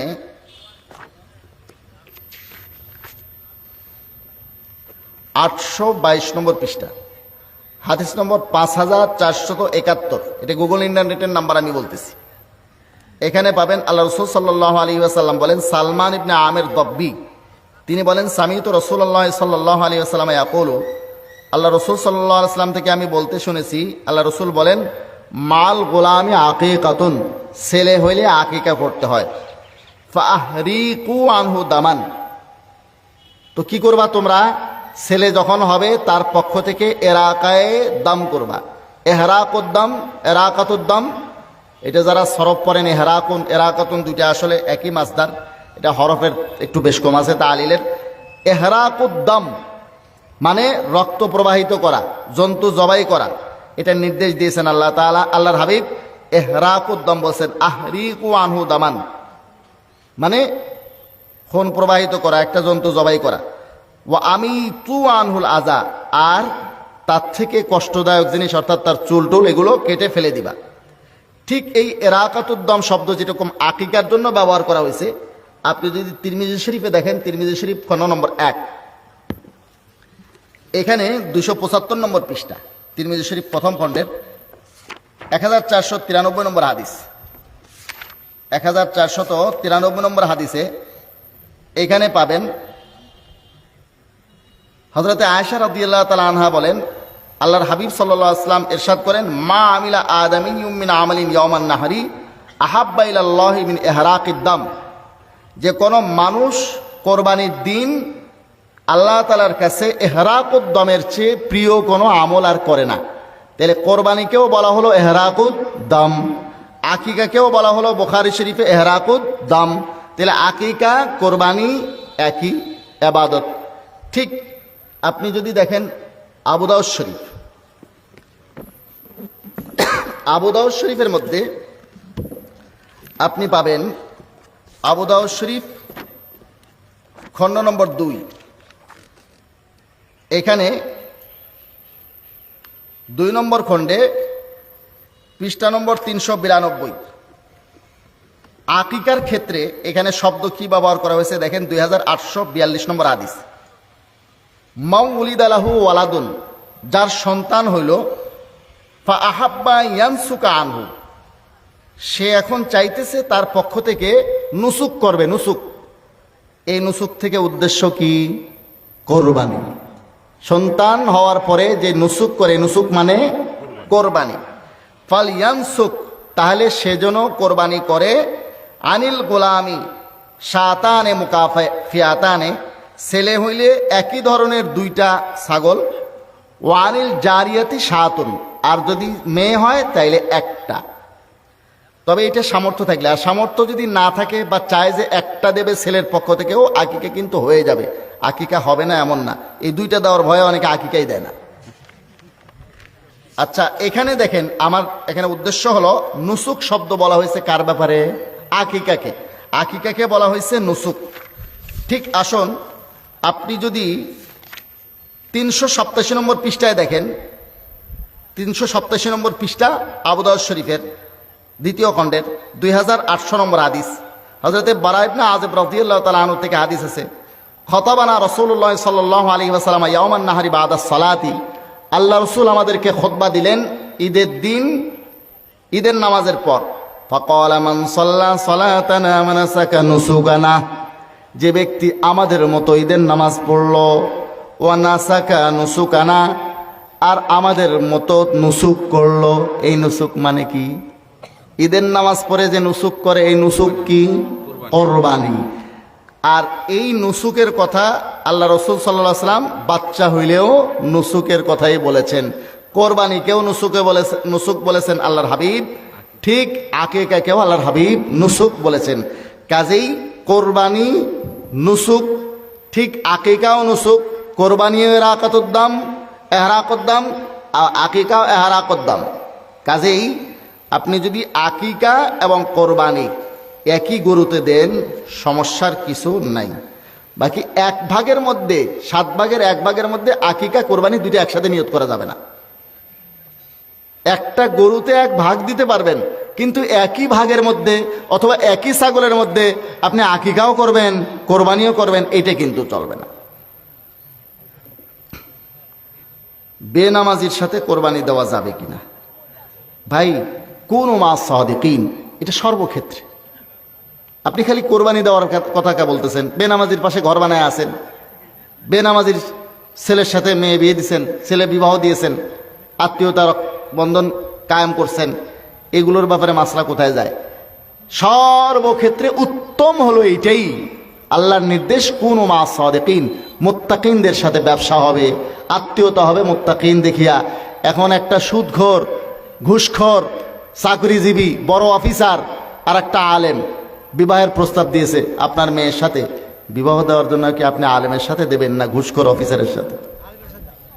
হ্যাঁ, দেবেন তো আলেমের সাথে, কিন্তু বাস্তবতা তো আমরা সেরকম দেখি না। জামিল মাদ্রাসায় একবার একটা মেয়ের জন্য নায়েবে রসুল খুঁজতে আসছে। এই মেয়েটা 3বার মেট্রিক ফেল করছে, সেটার জন্য খুঁজতে আসছে নায়েবে রসুল। ওনাকে জিজ্ঞাসা করা হলো, ভাই আপনার আর মেয়ে নাই? বলছে আরও মেয়ে আছে, আর একটা মেয়ে আছে মেডিকেলে পড়ে, ওর একটা ডাক্তারের সাথে বিয়ে শাদীর কথাবার্তা চলতেছে। বললাম, ডাক্তার মেয়ে এটাকে এক আলেমের সাথে দিতেন, মেট্রিক 3বার ফেল করছে, সেটার জন্য আপনি নায়েবে রসুল খুঁজতেছেন? তো ঘটনা হলো, সর্বক্ষেত্রে কোনো মা সাদিকিন, মুত্তাকিনদের সাথে আপনি কোরবানি দেবেন, ভাগ দেবেন, ভালো মানুষের সাথে দেবেন। বাকি বেনামাজির সাথে যদি তার ইনকাম সহি থাকে, হালাল ইনকাম দ্বারা কোরবানি দেয়, কোরবানি হয়ে যাবে। উত্তম হলো মুত্তাকিনদের সাথে দেওয়া। যদি না পাওয়া যায় সমস্যা নেই, কোরবানি হবে। গরু বকরির কোনোটি যদি 1 শিরা হয়, অর্থাৎ অন্ডকোষ 1টি হয়, আর অন্ডকোষ না থাকলেই কোরবানি হচ্ছে, খাসি দিয়ে কোরবানি হচ্ছে না, একটা থাকলে সমস্যা নেই। এখন এখানে এরা যে কথাটা বলে যে খাসি দিয়ে কোরবানি হবে না, কেন হবে না? তার অঙ্গহানি। এই যে খাসি করে দেওয়া, এটা এমন কোনো ত্রুটি না যে ত্রুটির দ্বারা কোনো একটা প্রাণীর মধ্যে, শরীরের মধ্যে ত্রুটি আসে, এমন ত্রুটি যে ত্রুটিতে কোরবানি হয় না, এই ধরনের ত্রুটি নয়। অতএব এই ধরনের খাসির বিষয় এটা ঠিক না। সাম, সমাজে গোস্ত দেওয়ার বিধান কি? বিভিন্ন এলাকায় বাধ্যতামূলক কোরবানির গোস্ত হতে 1 ভাগ জোরপূর্বক সমাজের জন্য নেওয়া হয়। কখনো শুধু গরিবদের মাঝে বন্টন করা হয়, কখনো ধনী গরিব উভয়ের মাঝে। এখন এগুলো কতগুলো নতুন নতুন সিস্টেম নামছে, শহরেও নামছে। কোরবানির গোস্ত সংগ্রহ চলছে, কোরবানির গোস্ত সংগ্রহ চলছে। আপনি দেন 5 কেজি, উনি দেন 5 কেজি, ইনি দেন 10 কেজি দিয়ে বন্টন করতেছে। এখন বন্টন করতেছে সবার মধ্যে। এখন সমস্যা হয়েছে যে এই যে এইভাবে আপনি কোরবানির গোস্ত নিচ্ছেন, শহরের যেটা নিচ্ছে সেটার কথা আমি বলতেছি, এটা ঠিক না। যার যার গোস্ত সে ইচ্ছে মতো সে খাইলে খাবে, বন্টন করলে করবে, আত্মীয় স্বজনকে দিলে দেবে, গরিব মিসকিনকে দিলে দেবে। তো এটা হলো আফজল। 3 ভাগ করাটা কি উত্তম, আফজল। সে চাইলে পুরোটাই সাদকা করে দিতে পারে, চাইলে পুরোটা খাইতে পারে, চাইলে পুরোটা আত্মীয় স্বজনকে দিতে পারে। আফজল আর উত্তম হলো 3 ভাগ করা। এখন সেটা তার ব্যাপার। এখন এইভাবে যে গোস্ত সংগ্রহ চলছে শহরে, গোস্ত সংগ্রহ করে এটা বন্টন করা হবে, এইটা যদি আপনার মান্যতের হয়, যদি ওসিয়তের হয়, আপনি সবাইকে এটা দিতে পারবেন না। এক। দ্বিতীয় কথা হলো এটা তার ছিল ইচ্ছা স্বাধীন, আপনি বাধ্য করে তার থেকে নিচ্ছেন কেন? তো সমাজে যে 1 ভাগ নেওয়া হয় সমাজের সামের অংশ হিসেবে, এটা নেওয়া উচিত না। আর সুনানুল কুবরা লিল বাইহাকিতে হাদিস আছে, আল্লাহর হাবিব সাল্লাল্লাহু আলাইহি ওয়াসাল্লাম বলেন, লা ইয়াহিল্লু মালু মরিইন মুসলিমিন ইল্লা বিতিবি নাফসিন মিনহু, লা ইয়াহিল্লু মালু মরিইন মুসলিমিন ইল্লা বিতিবি নাফসিন মিনহু। কোনো কারো সন্তুষ্ট চিত্তে সারা তার মাল হালাল হবে না। কাজেই কেউ যদি ইচ্ছা করে দেয়, সে দিলে ভিন্ন জিনিস। আর তার থেকে জোর করে যে সামের অংশ হিসেবে একটা নেওয়া হচ্ছে, এইটা বাধ্য করা হচ্ছে, এটা ঠিক না, এটা উচিতই না। তারপরেও যদি নেওয়া হয়, এখানে দেখতে হবে কারো মান্যতের কোরবানি আছে কিনা, ওসিয়তের কোরবানি আছে কিনা। যদি এগুলো থাকে তাহলে কোরবানি দাতাকে এটা দেওয়া যাবে না। আর যারা সাদাকাতুল ফিতির ওয়াজিব হয়, এই পরিমাণ সম্পদের কোরবানি ওয়াজিব হয়, দিছে দেয়নি সেটা কথা না। এই কোরবানির এই 3 দিন যদি 7.5 ভরি স্বর্ণ অথবা 52.5 তোলা রূপার সমমানের অর্থ অথবা সমমানের ব্যবসায়ী সম্পদ যদি তার কাছে থাকে, তাহলে এই ব্যক্তিকে এই কোরবানির গোস্ত দেওয়া যাবে না, মান্যতের ওসিয়তের কোরবানি। এবং যে কোরবানি দিয়েছে সেও এখান থেকে নিতে পারবে না।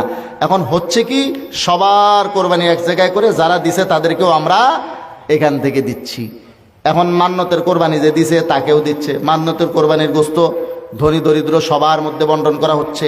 এখন আমি কোরবানি দিয়েছি, আমি এটা দান করে দিয়েছি, সাদাকা দিয়ে দিয়েছি, সাদকা দিয়ে আবার সেখান থেকে ফেরত নেওয়া, এটাও তো ভালো দেখায় না। অতএব এই যে সমাজের যেই নিয়মটা আছে, এটা আসলে এটা ঠিক না। আর যদি নেওয়াই হয় তাহলে অন্ততপক্ষে মান্যতের আর ওসিয়তের কোরবানি আছে কিনা এটা জানিয়ে, যারা কোরবানি দিয়েছেন বা এরকম কোরবানি ওয়াজিব হয় এই পরিমাণ সম্পদের অধিকারী যারা, তাদেরকে না দেওয়া দরকার। কোরবানির দিন শুধু আকিকা দেওয়া কি, যদি সে কোরবানি না দেয়? কোরবানি যদি ওয়াজিব হয় আর কোরবানি না দেয়, তাহলে আকিকা দিলে তো হবে, কিন্তু সে একটা মারাত্মক গুনার শরিক হবে, গুনাহগার হবে, যে সে ওয়াজিব একটা হুকুম আদায় করলো না, এজন্য গুনাহ হবে। আকিকা তো যে কোনো দিন দিলে হবে। 3 ভাগ কি বুঝলাম না, 3 ভাগ ওয়াজিব কোরবানি, 3 ভাগ সুন্নত কোরবানি, 1 ভাগ মান্যতের কোরবানি। এটা কিভাবে আদায় করবে?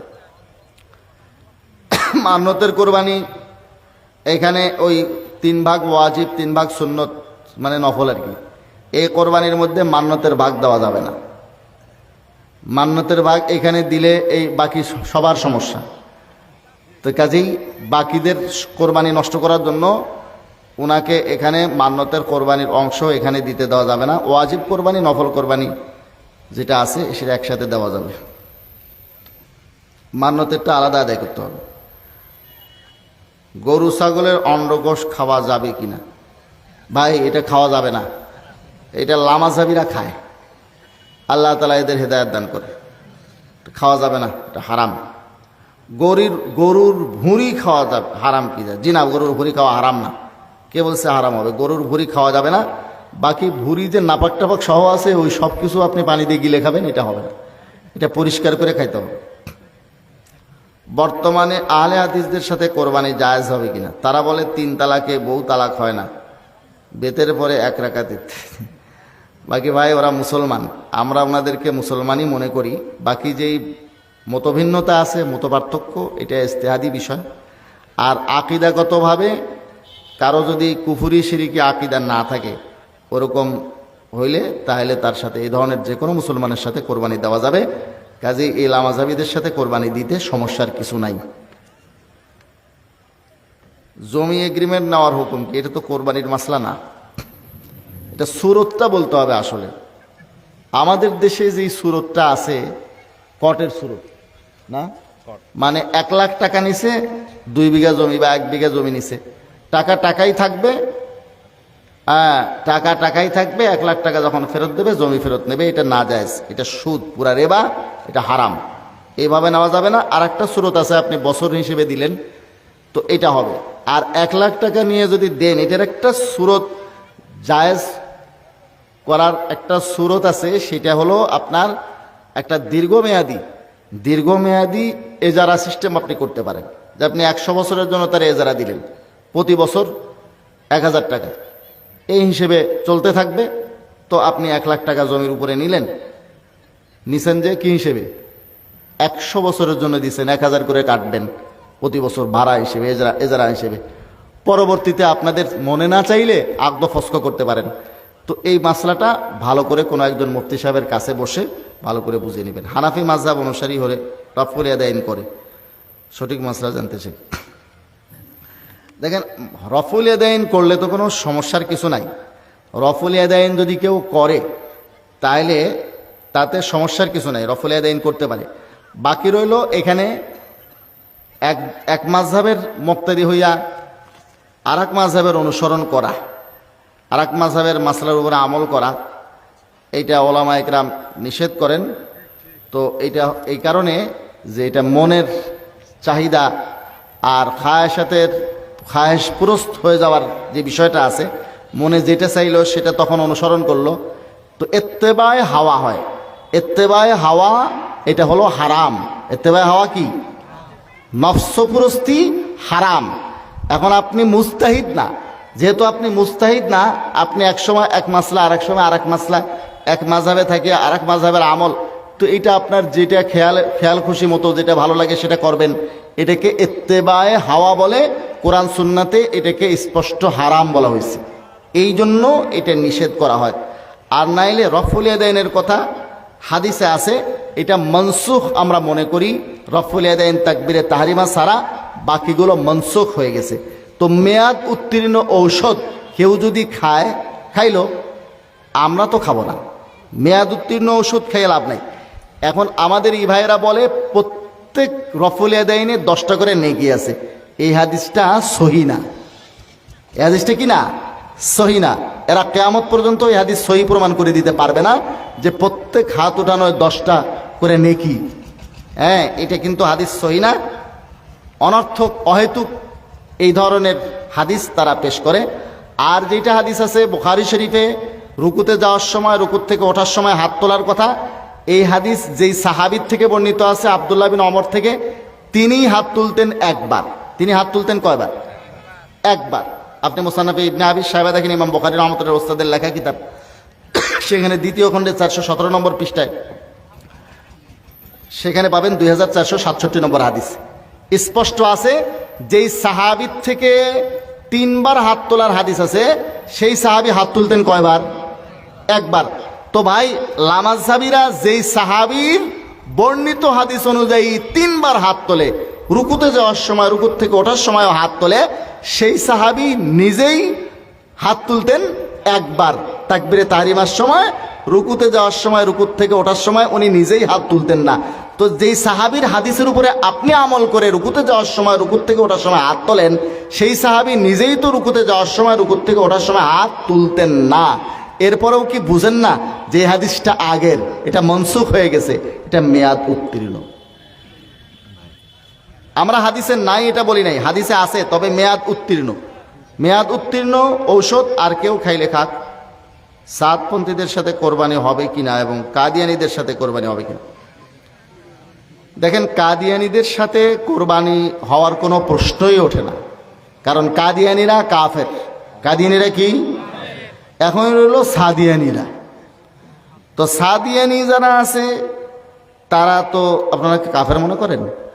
আমার তাদের কিছু গোমরাহি আছে, নিঃসন্দেহে গোমরাহি আছে, ভ্রষ্টতা আছে, যথেষ্ট ভ্রষ্টতা আছে। সাদ সাহেবের আকীদাগতও কিছু ভ্রষ্টতা আছে, তবে আমরা তাকে কাফের বলি না। অতএব সাদপন্থীদের সাথে কোরবানি করতে সমস্যা নেই। তো কাদিয়ানীদের সাথে কোরবানি করা যাবে না, কাদিয়ানীদের সাথে কোরবানি হবে না, সাদিয়ানীদের সাথে কোরবানি হবে। একজনের কাছে শুধু একটাই গরু আছে যার মূল্য 1.5 লক্ষ টাকা, এছাড়া তার কাছে অন্য কোনো মাল নাই। এমত অবস্থায় তার উপরে ধার করে কোরবানি করতে হবে কিনা? দেখেন, এই যে একটা গরুকে এটা অতিরিক্ত তার যত যে প্রয়োজন আছে, প্রয়োজনের থেকে হাওয়ায় যে আসলিয়াত থেকে যদি এটা জায়েদ হয়, অতিরিক্ত হয়, সে অতিরিক্ত হইলে তো তার উপরে কোরবানি ওয়াজিব হবে। কোরবানি ওয়াজিব হবে, সে ছাগল দিয়ে কোরবানি করবে, গরু তো কোরবানি করতে হবে না তার। সামর্থ্যবান মানুষ কোরবানি কিনতে গিয়ে টাকা হারিয়ে গেছে, এখন কোরবানি দিতে হবে কিনা? অবশ্যই দিতে হবে। কোরবানি কিনতে যাইয়া টাকা হারাইলে এটা তো আপনার বোকামি, এটার জন্য তো আল্লাহ তাআলাকে দায়ী করা যাবে না। আল্লাহ তাআলার পক্ষ থেকে যে হুকুম আছে, শরীয়তের হুকুম, এটা পূরণ করতেই হবে। হ্যাঁ, গরিব মানুষ কিনতে যায় হারায় গেলে সমস্যা ছিল না। গরিব মিসকিনদের দেওয়ার পর সেখান থেকে কোরবানিদাতা ভাগ নিতে পারবে কিনা? গরিব মিসকিন একই প্রশ্ন, এটার আগেও আসছে। গরিব মিসকিনদেরকে দিয়ে দেওয়ার পরে সেখান থেকে নিতে পারবে, এটা নাজায়েজ হবে না, তবে এটা ভালো না। এটা ফিরায় নেওয়াটা, দেওয়ার পরে সেখান থেকে আবার নেওয়াটা, দান করে আবার নেওয়া হয়। তো কুকুরে বমি করে আবার যদি গিলে, তো সেই দৃশ্য যেমন খারাপ, এটাও আল্লাহর হাবিব সাল্লাল্লাহু আলাইহি ওয়াসাল্লাম হাদিসের মধ্যে এই খারাপ দৃশ্যের সাথে তুলনা করছেন। তো এটা এরকম হয়। গরু ভাগে ক্রয় করে 5 ভাগ করা, কি বলো এটা? 4 ভাগ ক্রয় করে 5 ভাগ করা যাবে কিনা? তার মানে আরেকজন শরিক নেওয়া। আপনি শরিক পরে নিতে পারবেন, কোনো সমস্যা নেই। 7 জন পর্যন্ত নিতে পারবেন। একাও যদি কেউ কিনে, চিন্তা করছিল একাই দেবে, তাহলে 7 জন পর্যন্ত সেখানে শরিক পরেও নিতে পারবেন। তবে এটা উত্তম না, উত্তম হলো আগেই ভাগ ঠিক করে নেওয়া।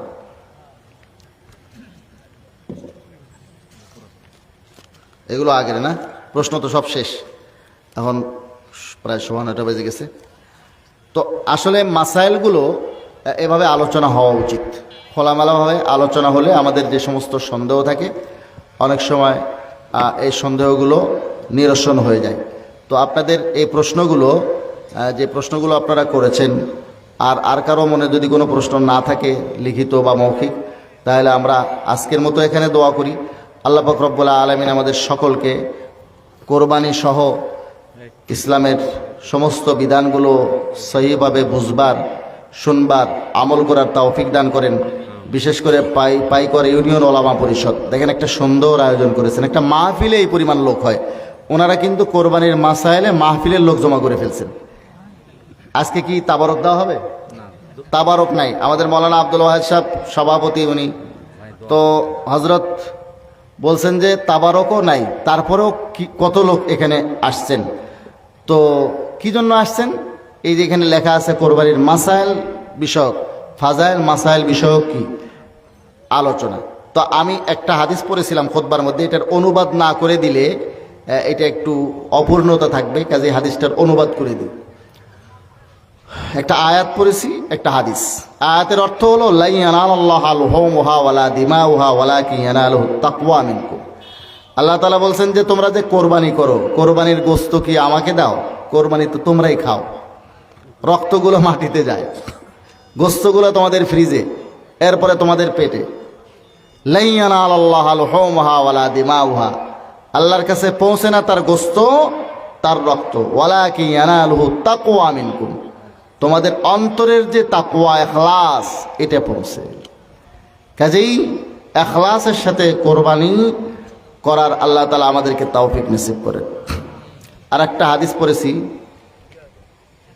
হযরতে ফাতিমাকে আল্লাহ রাসূল বলছেন, ইয়া ফাতিমা, যে ফাতেমা, কুমি, যাও ওঠো, ওয়াশহাদি উযহিয়াতাক, ওয়াশহাদি উযহিয়াতাকি, তোমার কোরবানির কাছে গিয়ে উপস্থিত হও। ফাইন্নাহু ইউগফারু লাকি বিআউয়ালি কাতরাতিন মিন দামিহা কুল্লু দামবিন।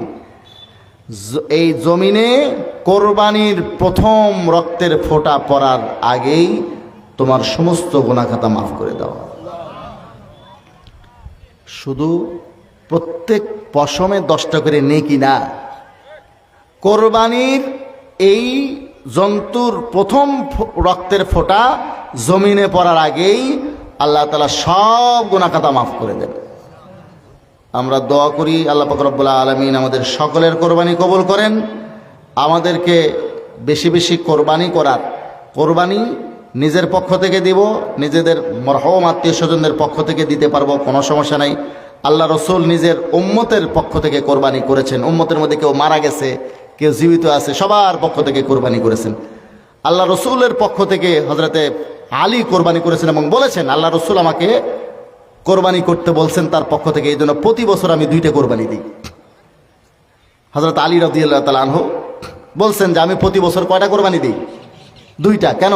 একটা নিজের পক্ষ থেকে আর একটা আল্লাহ রসুলের পক্ষ থেকে। আল্লাহ রসুল এটা আমাকে বলেছেন।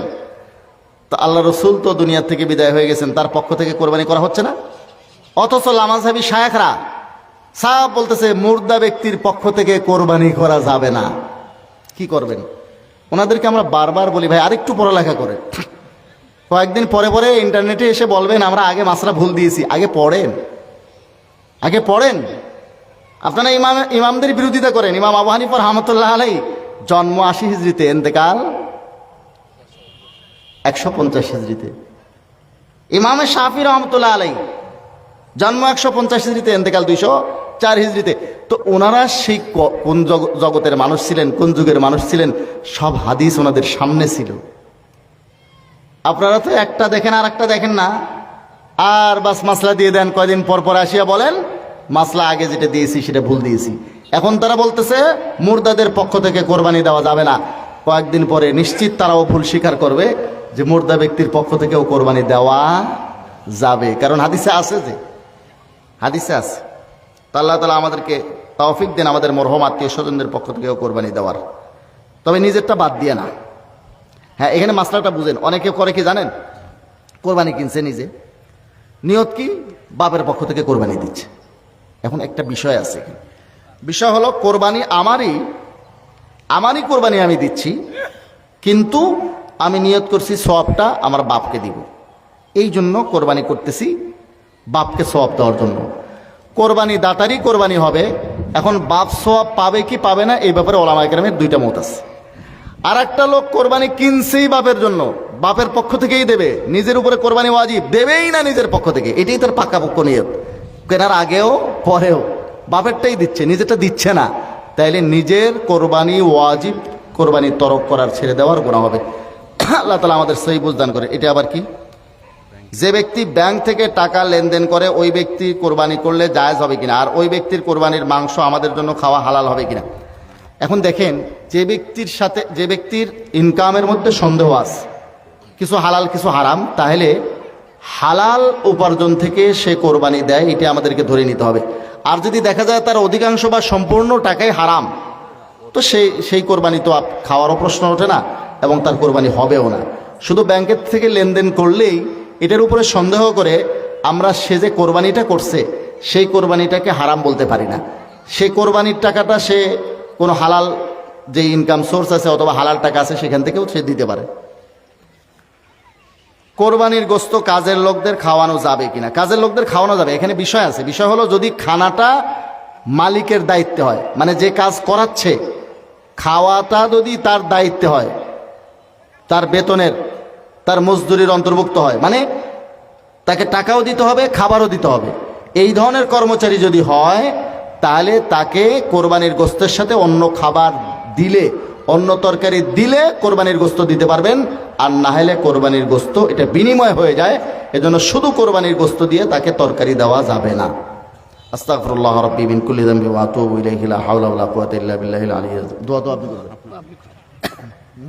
করবেন।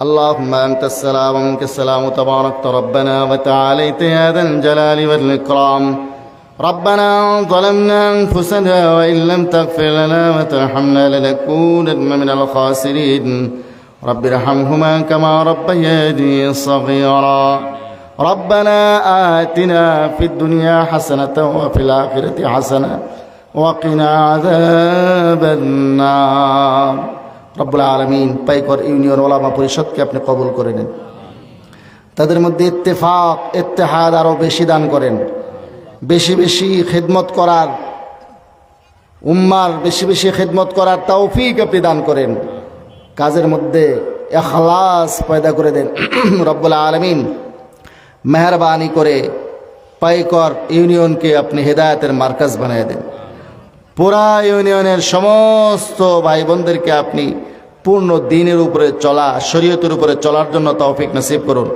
রব্বুল আলামিন বদ্দিনীকে খতম করে দেন বিদআত থেকে কুসংস্কার থেকে গোমরাহির থেকে পুরা ইউনিয়নকে পুরা কাহালু থানাকে পুরা বগুড়াকে আপনি হেফাজত করুন রব্বুল আলামিন পুরা উম্মতে মুসলিমাকে আপনি শিরিক বিদআত থেকে সব ধরনের গোমরাহির থেকে হেফাজত করুন রব্বুল আলামিন বিশেষ করে পাইকর ইউনিয়নটাকে পুরা ইউনিয়নকে আপনি সব ধরনের গোমরাহির থেকে সব ধরনের রুসুমাত থেকে বিদআত থেকে শিরিক থেকে আপনি হেফাজত করুন রব্বুল আলামিন মেহেরবানি করে আমাদের সকলকে বেশি বেশি ইখলাস দান করুন পরওয়ারদিগার কোরবানি সহ সমস্ত মাসাইলগুলো সহিভাবে বুঝবার শুনবার আমল করার আমাদেরকে তৌফিক নসিব করুন রব্বুল আলামিন যে ভাইয়েরা আজকের এই মজলিসে শরীক হয়েছেন যারা আয়োজন করেছেন যে কোনোভাবে যারা এই আয়োজনের সাথে জড়িত রয়েছেন রব্বুল আলামিন মেহেরবানি করে তাদের সকলের পরিবারকে সকল ভাই বোনদেরকে যারা যেভাবে শরীক আছেন সকলকে রব্বুল আলামিন সব ধরনের বালা মুসিবত থেকে হেফাজত করুন আসমানি জমিনি সব ধরনের বালা মুসিবত থেকে হেফাজত করুন রব্বুল আলামিন যারা কষ্ট করে এখানে শরীক হয়েছেন আয়োজন করেছেন রব্বুল আলামিন তাদের সকলকে আপনি আপনার মকবুল বান্দাদের ফেরেশতাদের অন্তর্ভুক্ত করে দেন রব্বুল আলামিন মেহেরবানি করে এই মজলিসটাকে আমাদের জন্য দুনিয়াতে হেদায়েতের আখিরাতে নাজাতের জরিয়া বানিয়ে দেন আমাদের দেশে আগামীতে ইসলামে খালাফা প্রতিষ্ঠা করে দেন মাওলা রব্বুল আলামিন আগামীর দিন যেন ইসলামের দিন হয় রব্বুল আলামিন বাংলাদেশে আমরা ইসলামে খেলাফা প্রতিষ্ঠিত দেখতে চাই মাওলা রব্বুল আলামিন পুরা বিশ্বে ইসলামী শাসন ব্যবস্থা প্রতিষ্ঠিত করে দেন ইসলামকে বিজয়ী করে দেন মুসলমানদেরকে বিজয়ী করে দেন যারা হজে গেছেন তাদেরকে হজ্জে মাবরুর উমরাতুম মুতাকাব্বালা দান করুন রব্বুল আলামিন আমাদের সকলকে মক্কা মদিনা বারবার জিয়ারত করার তৌফিক নসিব করুন আমাদের সকলের মনের আশা আকাঙ্ক্ষা পূরণ করে দেন পরওয়ারদিগার আপনার মারজিয়াতের উপরে আমাদেরকে চলার তৌফিক দান করুন আপনার মামুরাতকে আদায় করার তৌফিক দান করুন মানহিয়াত থেকে আমাদেরকে দূরে থাকার তৌফিক নসিব করুন আমাদের সকলের দোয়াকে কবুল ও মঞ্জুর করে নেন এই মজলিসটাকে আপনি কবুল ও মঞ্জুর করে নেন আখিরাতে আমাদের জন্য নাজাতের জরিয়া বানায় দেন এই মজলিসটাকে আল্লাহুম্মা আমিন আল্লাহুম্মা আমিন আল্লাহুম্মা আমিন বিহুরমাতি সাইয়্যিদিল মুরসালিন বিরহমাতিকা ইয়া আরহামার রাহিমিন আসসালামু আলাইকুম ওয়া রাহমাতুল্লাহি ওয়া বারাকাতুহু আলহামদুলিল্লাহ